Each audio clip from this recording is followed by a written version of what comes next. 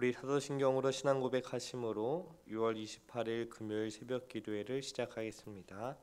전능하사 천지를 만드신 하나님 아버지를 내가 믿사오며 그 외아들 우리 주 예수 그리스도를 믿사오니 이는 성령으로 잉태하사 동정녀 마리아에게 나시고 본디오 빌라도에게 고난을 받으사 십자가에 못 박혀 죽으시고 장사한 지 사흘 만에 죽은 자 가운데서 다시 살아나시며 하늘에 오르사 전능하신 하나님 우편에 앉아 계시다가 저리로서 산자와 죽은 자를 심판하러 오시리라. 성령을 믿사오며 거룩한 공예와 성도가 서로 교통하는 것과 죄를 사하여 주시는 것과 몸이 다시 사는 것과 영원히 사는 것을 믿사옵나이다. 아멘. 다같이 찬송가 70장 피난처 있으니 찬송하겠습니다.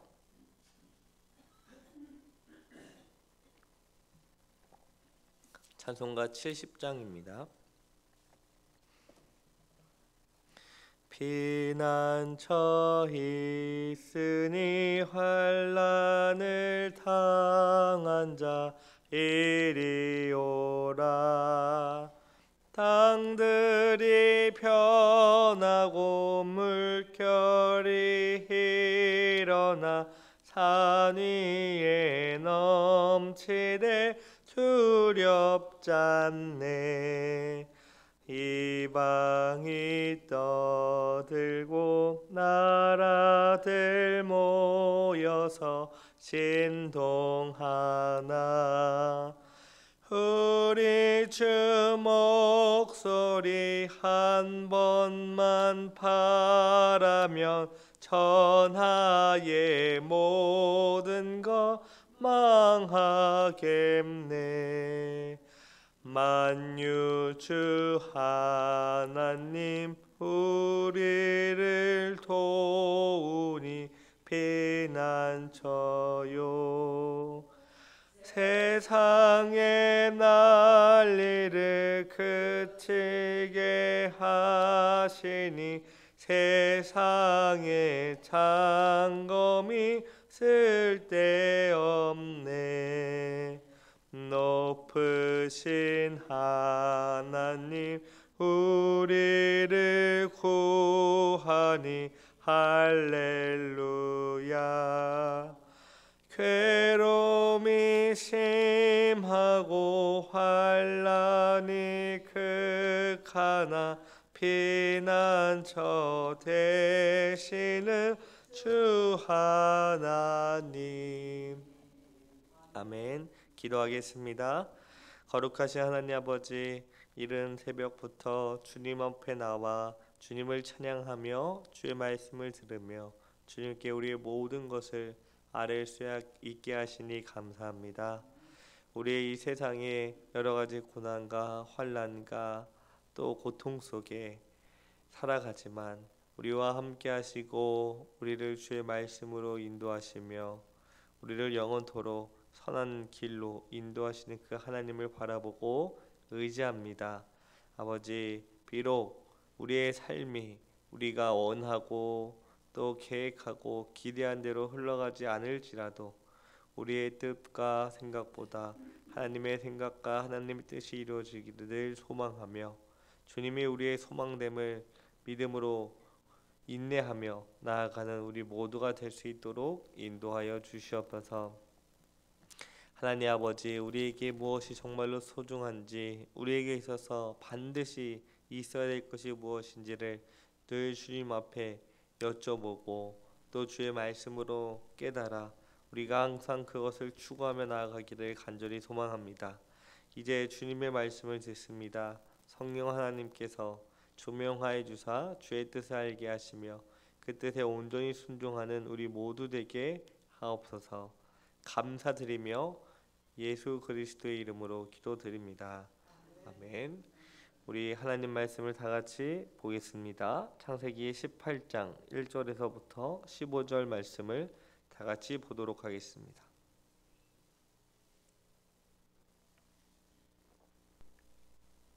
창세기 18장 1절부터 15절입니다. 창세기 18장 1절부터 15절 말씀을 제가 봉독하겠습니다. 여호와께서 마므레의 상수리 나무들이 있는 곳에서 아브라함에게 나타나시니라. 날이 뜨거울 때에 그가 장막문에 앉아 있다가 눈을 들어 본즉 사람 셋이 맞은편에 서 있는지라. 그가 그들을 보자 곧 장막문에서 달려나가 영접하며 몸을 땅에 굽혀 이르되 내 주여 내가 주께 은혜를 입었사오면 원하건대 종을 떠나 지나가지 마시옵고 물을 조금 가져오게 하사 당신들의 발을 씻으시고 나무 아래에서 씻어서 내가 떡을 조금 가져오리니 당신들의 마음을 상쾌하게 하신 후에 지나가소서. 당신들이 종에게 오셨음이니이다. 그들이 이르되 내 말대로 그리하라. 아브라함이 급히 장막으로 가서 사라에게 이르되 속히 고운 가루 세 스아를 가져다가 반죽하여 떡을 만들라 하고, 아브라함이 또 가축대에 있는 곳으로 달려가서 기름지고 좋은 송아지를 잡아 하인에게 주니 그가 급히 요리한지라. 아브라함이 엉긴 젖과 우유와 하인이 요리한 송아지를 가져다가 그들 앞에 차려놓고 나무 아래에 모셔 섬에 그들이 먹으니라. 그들이 아브라함에게 이르되 내 아내 사라가 어디 있느냐? 대답하되 장막에 있나이다. 그가 이르시되 내년 이맘때에 내가 반드시 내게로 돌아오리니 내 아내 사라에게 아들이 있으리라 하시니 사라가 그 뒤 장막문에서 들었더라. 아브라함과 사라는 나이가 많아 늙었고 사라에게는 여성의 생리가 끊어졌는지라. 사라가 속으로 웃고 이르되 내가 노쇠하였고 내 주인도 늙었으니 내게 무슨 즐거움이 있으리요. 여호와께서 아브라함에게 이르시되 사라가 왜 웃으며 이르기를 내가 늙었거늘 어떻게 아들을 낳으리요 하느냐. 여호와께서 능하지 못한 일이 있겠느냐. 기한이 이를 때에 내가 내게로 돌아오리니 사라에게 아들이 있으리라. 사라가 두려워서 부인하여 이르되 내가 웃지 아니하였나이다. 이르시되 아니라 내가 웃었느니라. 아멘. 오늘날 한국교회의 문제는 신자들의 삶에 있어서 자기들의 정체성을 잃었다는 것입니다. 예수님을 믿고 거룩한 백성이 되었지만 그에 걸맞은 행위, 그에 걸맞은 삶이 뒤따라오르지 못하고 있는 것이죠. 그러다 보니 기독교인들과 예수님을 믿지 않는 사람들의 가치관이나 삶의 방식에 있어서 아무런 차이가 없이 살아가고 있습니다. 분명히 예수님을 믿는 것 같고 직분은 받았지만 그 삶의 방식에 있어서는 크게 다르지 않은 것이죠. 아마도 어떤 신자들은 그것은 별로 중요하다고 생각하지 않는 것 같습니다. 또 어떤 신자들은 그것이 중요한 것은 알고 있지만 실제로 우리의 삶에 있어서 어떻게 살아가야 하는지 제대로 배우지 못했기 때문에 살아가지 못하는 경우도 있습니다. 오늘 본문도 이 점에 있어서 우리에게 중요한 교훈을 주는데요. 믿음으로 우리는 아브라함의 후손이 되었습니다. 그래서 아브라함의 삶이 우리에게 모범이 됩니다. 물론 그렇다고 해서 이것은 우리가 아브라함이 했던 것처럼 똑같이 살아야 한다는 말은 아닙니다. 왜냐하면 우리가 마므레에 있는 상수리 나무 아래로 갈 수 없기 때문이죠. 그럼에도 불구하고 아브라함의 삶 속에 나타나는 그 원리는 오늘 우리도 해당이 됩니다. 오늘 본문은 여호와께서 마므레 상수리 나무들에 있는 곳에서 아브라함에게 나타나심으로 시작됩니다. 그때 아브라함은 날이 뜨거울 때에 장막 입구에 앉아 있었다라고 말하죠. 아브라함이 눈을 들어보니 세 사람이 맞은편에 서 있었습니다. 이들은 손님이었습니다. 손님이란 기본적으로 모르는 사람을 뜻하죠. 모르는 사람을 집으로 초청하고 모르는 사람과 함께 식사를 나누는 것은 그렇게 쉬운 일이 아닙니다. 오늘날에는 모르는 사람은커녕 아는 사람, 심지어 부모님이나 친척이 와도 좋아하지 않는 시대가 되었습니다. 왜 그렇습니까? 자신의 삶의 방해를 받기 싫어하기 때문이죠. 부모님들이나 이렇게 결혼하고 시어머니나 시아버지가 딱 오시면 일단 오신 것 자체로 불편합니다. 어떤 말을 언제 어떻게 하실지 모르기 때문이죠. 그리고 더 이제 주방에 가시면 어떻게 됩니까? 더 불안합니다. 이것이 어떻고 또 저것이 어떻고. 근데 간혹 가다가 냉장고를 또 열어보십니다. 그럼 어떻게 합니까? 아찔하죠. 여러 가지로 이런 불편한 것들이 한두 가지가 아닙니다. 그래서 친한 사람들끼리만 어울리기를 좋아하고 모르는 사람들을 어떻게 대해야 할지 모르는 사람은 자신의 신앙을 돌아볼 필요가 있죠. 그것은 성격의 문제가 아니라 사실 신앙의 문제로 볼 수 있기 때문입니다. 우리는 주님께서 마태복음 5장 47절에 다음과 같이 말씀하신 것을 기억해야 됩니다. 또 너희가 너희 형제에게만 무난하면 남보다 더하는 것이 무엇이냐? 이방인들도 이같이 하지 않느냐? 라는 주님의 말씀을 우리는 기억해야 합니다. 그런데 오늘 본문은 우리에게 이보다 더 중요한 질문을 하고 있습니다. 손님을 잘 대접하면 우리에게 무슨 유익이 있을까요? 많은 사람들이 아브라함의 손님 대접에 대해서는 잘 기억을 하는데 그 결과에 대해서는 잘 기억하지 못합니다. 아브라함은 손님을 잘 대접함으로 주님께서 내년 이맘때에 반드시 내게 돌아오겠다라는 약속의 말씀을 받았습니다. 오늘 말씀을 통하여 이 약속이 우리에게 무엇을 의미하는지 살펴보도록 하겠습니다. 먼저 오늘 본문은 아브라함이 할례를 받은 이야기와 하나님께서 소돔과 고모라를 멸하는 사건 사이에 나오고 있습니다.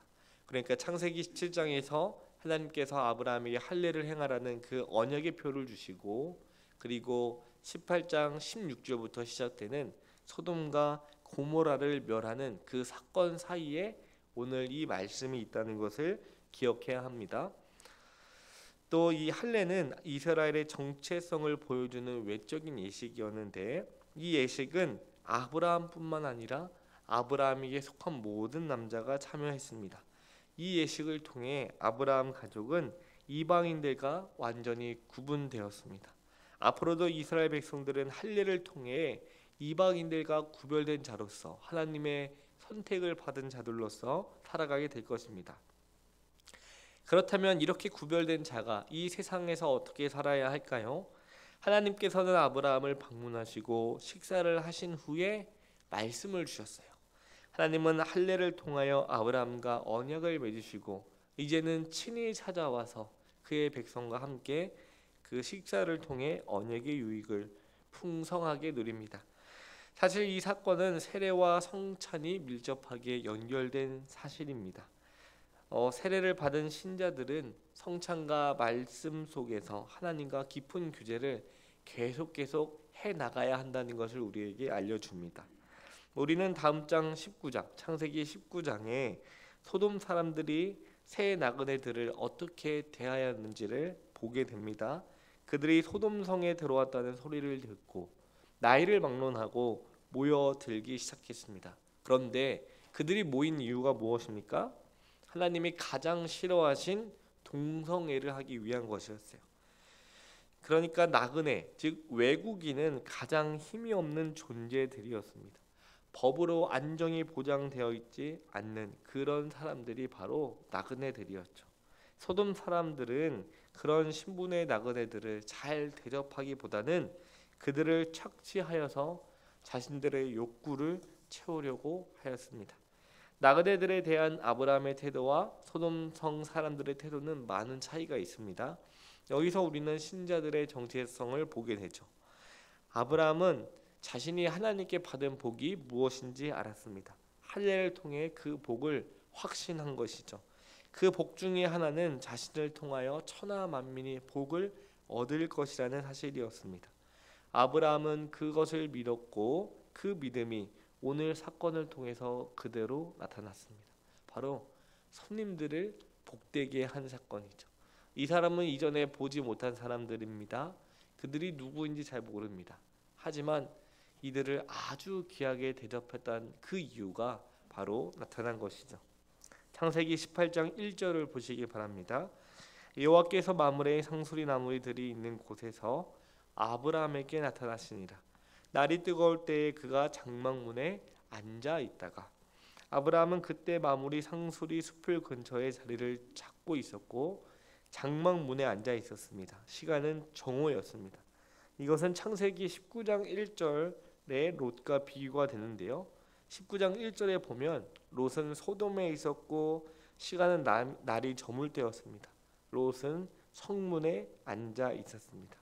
여기서 정오라는 그 단어의 원래의 의미는 열이라는 뜻인데 아브라함은 무더운 열기 속에서 세 명의 나그네를 대접하였습니다. 마므레 상수리 숲을 근처는 아브라함에게 매우 중요한 장소인데 롯과 아브라함이 서로 헤어졌을 때, 그러니까 창세기 15장에서 롯은 소돔을, 아브라함은 헤브론의 마므레를 선택하였습니다. 하나님은 아브라함에게 나타나셔서 가나안 땅에 대한 약속을 주시고 아브라함은 그 약속에 응답하여 그곳에 단을 쌓았습니다. 따라서 마므레는 아브라함에게 매우 중요한 장소인데 오늘 그 18장 1절에서 그 장소에 여호와께서 아브라함에게 나타나신 겁니다. 하나님은 이전에도 아브라함에게 여러 번 나타나셨지만 이번에는 아주 특별하게 독특하게 나타나시는데 바로 육체를 취하시고 사람의 모습으로 나타나신 사건입니다. 심지어 천사들과 함께 하나님과 나타난 것이죠. 중요한 것은 아브라함의 대접이 매우 극진했다는 것입니다. 사실 그는 손님을 대접하기에 결코 좋은 상황이 아니었습니다. 아브라함이 지금 나이가 몇 살입니까? 이제 100세가 다 됩니다. 날은 매우 덥습니다. 그래서 장막문에 앉아서 쉬고 있었습니다. 그런데 그 나그네를 보자 그들에게 뛰어갔습니다. 여러분, 100살이 다 된 그 노인이 나그네를 영접하기 위해 뛰어가는, 그것도 무더운 날씨에 뛰어가는 모습을 생각해 보시기 바랍니다. 더 나아가 땅에 절을 하면서 나그네를 주라고 부르고 자신을 종이라고 말하고 있습니다. 식사를 마친 후에 그들이 아브라함에게 내 아내 사라가 어디 있느냐고 물어봅니다. 이것은 이제 본격적으로 나그네들이 아브라함에게 나타난 이유가 나타난 것이죠. 아브라함은 사라가 장막에 있다고 대답했습니다. 그러자 나그네들이 말합니다. 창세기 18장 10절입니다.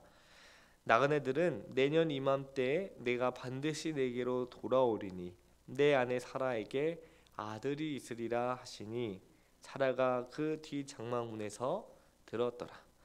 아브라함은 하나님께 최고의 식사를 제공하였다면 하나님께서는 이것에 대한 보답으로 아브라함에게 아들을 약속하셨습니다. 그런데 사라가 장막문 안에서 그 말을 듣고 웃었습니다. 사라는 아마도 장막 안에 있으면서 그들이 나눈 얘기가 무엇인지 궁금하여 이렇게 엿들었을 것입니다. 그녀는 이미 나이가 많았습니다. 이제 경수가 끊어졌기 때문에 여자의 구실을 할 수 없는 상황이었죠. 그래서 사라가 속으로 웃으며 내가 노쇠하였고 내 주인도 늙었는데 내게 무슨 즐거움이 있으리오라고 합니다. 창세기 17장에서 아브라함이 할례를 시행했을 때 하나님은 내 아내 사라가 내게 아들을 낳으리라고 분명히 말씀하셨어요. 아브라함이 이와 같이 중대한 일을 자신의 아내와 가족들에게 말하지 않았을 리 없을 것입니다. 그렇다면 사라는 아브라함을 통하여 받은 약속을 믿지 않고 있었다는 것을 의미하죠. 이제는 여호와의 말씀을 직접 듣고도 어떻게 합니까? 속으로 비웃고 있습니다. 그러자 하나님이 말씀하십니다. 창세기 18장 13절과 14절을 보시기 바랍니다. 여호와께서 아브라함에게 이르시되 사라가 왜 웃으며 내가 늙었거늘 어떻게 아들을 낳으리요 하느냐. 여호와께서 능하지 못한 일이 있겠느냐. 기한이 이를 때에 내가 내게로 돌아오리니 사라에게 아들이 있으리라. 이 말을 듣고 사라는 두려워서 자기가 웃지 않았다고 거짓말까지 하는 모습을 보입니다. 이에 대해 하나님은 내가 웃었다고 판정하시면서 그 일단락이 마무리되죠. 사라의 웃음과 거짓말은 사라의 연약함을 보여줍니다. 이것은 사라뿐만 아니라 사실 아브라함에게 책임이 있는 것이죠. 그는 남편으로서 사라의 믿음을 제대로 감독하지 못했습니다. 하나님께서 아브라함에게 나타나신 이유가 바로 여기에 있죠. 하나님은 말씀을 통하여 신자들의 믿음을 다시 한번 강화시킵니다. 우리가 주일마다 함께 모여 하나님을 찬양하고 주님의 약속의 말씀을 매주 듣습니다. 심지어 어떤 분들은 수요 성경 공부에 나와서도 하나님의 말씀을 듣기를 기뻐합니다. 하지만 우리는 연약하고 부족하여 우리의 삶 가운데 그 상황이 딱 발생하면 하나님의 약속의 말씀을 기억하기보다 어떠합니까? 두렵고 불안하며 끝없는 절망과 좌절에 빠지기 쉽습니다. 우리는 그만큼 연약하고 부족합니다. 그런 우리에게 하나님은 여전히 찾아와 말씀하십니다. 그 다시 한번 우리에게 약속의 말씀을 주심으로 내가 너와 함께하고 너를 지키며 보호한다라고 약속하십니다. 비록 우리에게 주어진 상황이 우리가 원하고 기대한 바와 다르지만 하나님께서는 단 한 번도 우리를 떠나지 않았다고 다시 한번 우리에게 찾아와 말씀하시고 또 우리를 항상 선한 길로 인도하신다는 것을 다시 상기시켜 주십니다. 이렇게 하나님은 사라에게 또 아브라함에게 찾아오셔서 때가 되면 반드시 내가 돌아오겠다고, 그리고 내가 돌아오면 사라가 아이를 가지게 될 것이라고 말씀합니다. 그 아이는 누구입니까? 바로 이삭입니다. 이삭이 뜻이 무엇인지 아십니까? 웃음입니다. 사라는 하나님의 약속의 말씀을 믿지 못하고 내게 무슨 즐거움이 있으리요 라고 말했지만 하나님은 사라에게 찾아와서 약속의 말씀을 주시고 이삭, 웃음을 주십니다. 아마도 사라는 자신의 그 이삭을 임신하고 그 낳으며 기를 때마다 이삭아 이렇게 부를 때마다 하나님의 약속의 말씀을 기억했을 것입니다. 아, 그렇지. 내가 하나님의 약속의 말씀을 믿지 못하고 비웃을 때 하나님은 다시 한번 나를 찾아와 약속의 말씀을 주시고 나에게 웃음이라는 그 약속을 반드시 지키셨구나라는 것을 기억할 것입니다. 이 아이는 궁극적으로 사실 약속의 시인 예수 그리스도를 가리킵니다. 주님께서 반드시 다시 돌아오시면 우리는 예수 그리스도를 소유하게 될 것을 가리키는 것이죠. 오늘 본문은 세례를 받은 신자들이 이 세상에서 어떤 삶을 살아야 하는지 가르쳐 줍니다. 그것은 바로 손님을 대접하고 섬기는 삶입니다. 히브리서 13장 2절을 보시면 손님 대접하기를 잊지 말라. 이로써 부지 중에 천사들을 대접한 이들이 있었느니라. 히브리서는 손님 대접을 단지 하나의 착한 행실이 아니라 제사의 관점에서 보고 있습니다. 이처럼 손님 대접은 교회 성장에도 매우 중요합니다. 또한 우리는 하나님께서 아브라함에게 주신 약속의 말씀을 기억해야 합니다. 주님은 때가 되면 내가 반드시 돌아올 것이라고 하셨습니다. 그리고 그때에 네가 아들을 갖게 될 것이라고 하십니다. 그렇다면 주님께서 반드시 다시 돌아오신다면 우리에게는 어떤 일이 일어날까요? 그분이 돌아오신다면 선택된 자들에게, 선택받은 하나님의 자녀에겐 영생을 주시고 또 유기된 자들에게는 불과 유황으로 심판하실 거라고 말씀하셨습니다. 결국 우리가 사는 길은 주님의 말씀을 영접하는 길뿐입니다. 우리 사랑하는 응급가족 여러분, 우리가 어떤 상황 또 어떤 상태에 놓여 있는지 알 수 없지만 또 앞으로 우리가 살아가면서 어떤 일들이 벌어질지 알지 못하지만 주님의 약속의 말씀을 믿으시기 바랍니다. 그 약속의 말씀은 하나님이 오늘 아브라함에게 말씀하신 것처럼 내가 반드시 내년 이맘때에 오겠다. 그 말씀은 변하지 않습니다. 우리는 수없이 매 순간 언제 어떻게 변할지 모르지만 하나님은 단 한 번도 변한 적이 없으시고 앞으로도 영원히 변하지 않는 선하신 하나님입니다. 그분의 약속의 말씀을 붙들고 우리와 항상 함께 하시며 우리를 지키고 보호하시며 우리를 선한 길로 인도하시는 그 하나님, 우리를 그리스도 안에서 항상 복되게 하시는 그 하나님을 믿고 담대하게 나아가는 우리 모두가 되기를 바랍니다. 자, 기도하겠습니다. 거룩하신 하나님 아버지, 오늘 아브라함을 찾아와서 내가 내년 이맘때에 반드시 오게 될 것인데 그때 내가 아들이 있을 것이라는 약속의 말씀을 통하여 사라의 연약함과 부족함을 넉넉히 채우시는 그 은혜를 살펴보았습니다. 주님, 우리도 부족하고 연약하지만 주님의 약속을 믿고 나아갑니다. 하나님께서 우리와 항상 함께 하시고 우리를 지키시며 보호하시며 인도하시는 그 하나님을 믿게 하시고 우리가 흔들릴 때에 우리에게 주신 약속의 말씀을 굳게 붙잡고 나아가게 하옵소서. 감사드리며 예수 그리스도의 이름으로 기도드립니다. 아멘. 하늘에 계신 우리 아버지여, 이름이 거룩히 여김을 받으시오며 나라의 마옵시며 뜻이 하늘에서 이룬 것 같이 땅에서도 이루어지이다. 오늘날 우리에게 일용할 양식을 주옵시고 우리가 우리에게 죄 지은 자를 사하여 준 것 같이 우리의 죄를 사하여 주옵시고 우리를 시험에 들게 하지 마옵시고 다만 악에서 구하옵소서. 대개 나라와 권세와 영광이 아버지께 영원히 있사옵나이다. 아멘.